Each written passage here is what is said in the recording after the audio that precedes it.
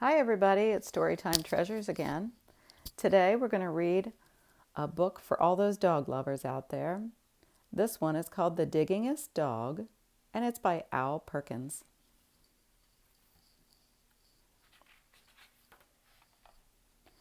I was the saddest dog you could ever see.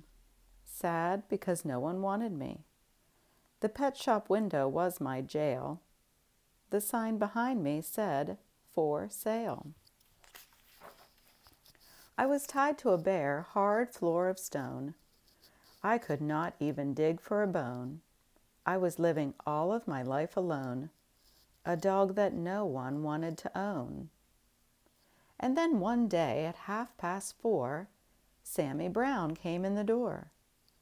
Sam took one look at me and cried, "Why are you tied up here inside?" "I've always wanted a dog like you, so I'll tell you what I'm going to do. I'll take you out to the farm with me. You'll play outdoors where you should be." I felt as happy as a pup when Sam paid the man and picked me up. He rubbed my ears, he scratched my head.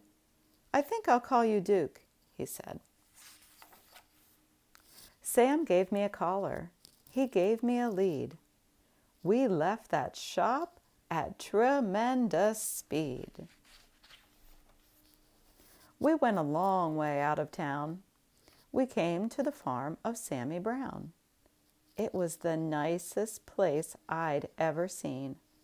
A pretty white house in a field of green. And in the shade of the apple tree, a special dog house just for me.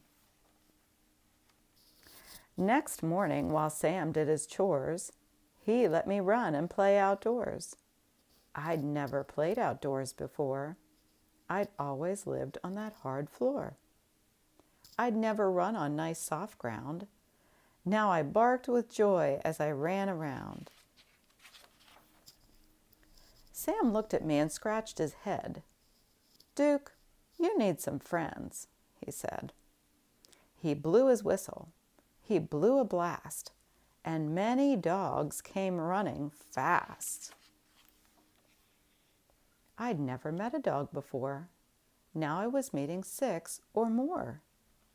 They walked around and looked at me. They looked me over carefully. Then, at last, I heard them say, "He's one of us. He'll be okay." One dog, who wasn't very big, suddenly began to dig. The others started digging too. But that was something I could not do. I'd never learned to dig in that store. How could I on that hard stone floor? I tried to dig, but alas, I couldn't. I wiggled my paws just wouldn't. I fell on my ear. I fell on my face. I fell on myself all over the place. The others said, "Duke may be big, but he's no good. He cannot dig." They stuck their noses in the air. They walked away. They left me there. "I'll teach you, Duke," cried Sammy Brown. "I'll show you how to dig deep down." He crouched beside me. With his hand he dug a hole in a pile of sand. I tried it too, but still I couldn't. I wiggled my paws. My paws just wouldn't. I'd never learned to dig in that store. How could I on that hard stone floor? Sammy sighed. I almost cried. My eyes and nose were full of dirt. My paws and claws and elbows hurt. I had a pain across my back. I knew I'd never get the knack. Sam felt sad, and I felt bad. If only I could make him glad. We both knew I'd never get it right. Sam and I couldn't sleep that night. So when the sun rose in the sky, I thought I'd give it one more try. I wiggled one paw. I saw it could. I wiggled the other. I saw it would. I could dig with my paws. I could dig with my claws. I felt no pain across my back. I knew at last I had the knack. Sammy Brown looked out at me. He saw me digging happily.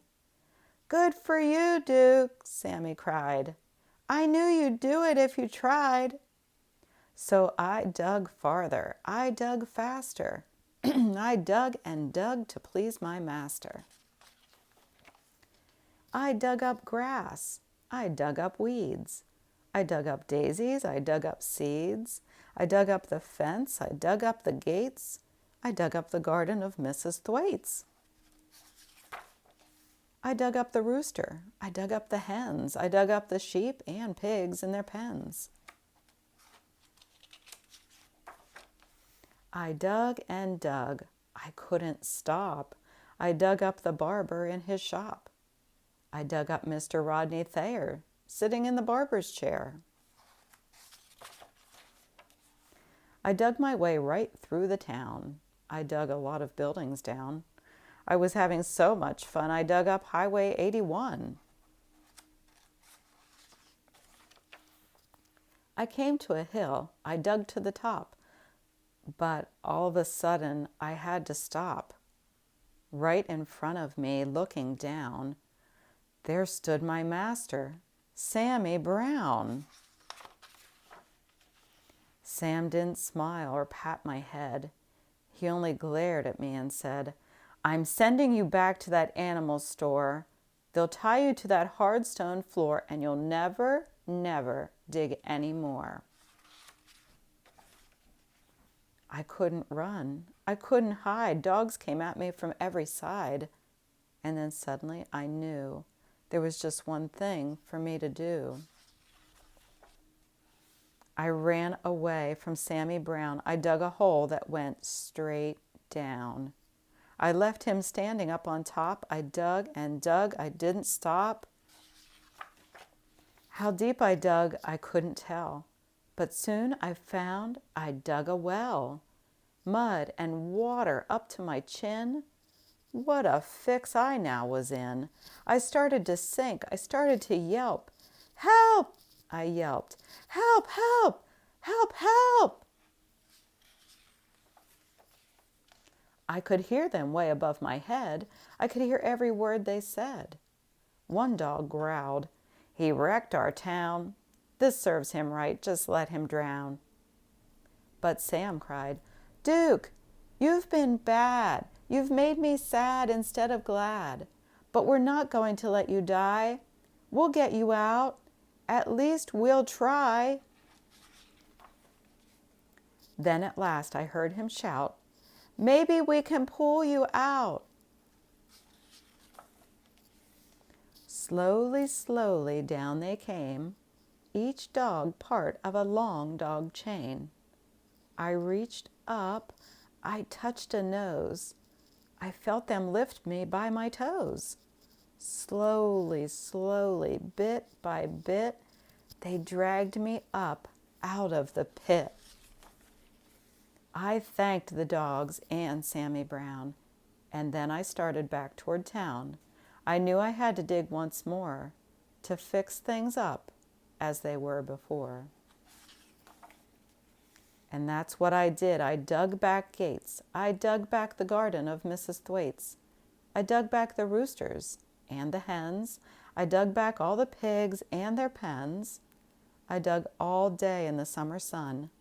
I dug back Highway 81. I dug back everything in town. Everything that I'd knocked down. Today when I dig, well, I'm careful now. I'm useful too. Sam lets me plow. He'll never send me to that store or tie me up on a hard stone floor. My dog friends watch and wonder why they can't dig as well as I. The end. I hope you enjoyed our story. The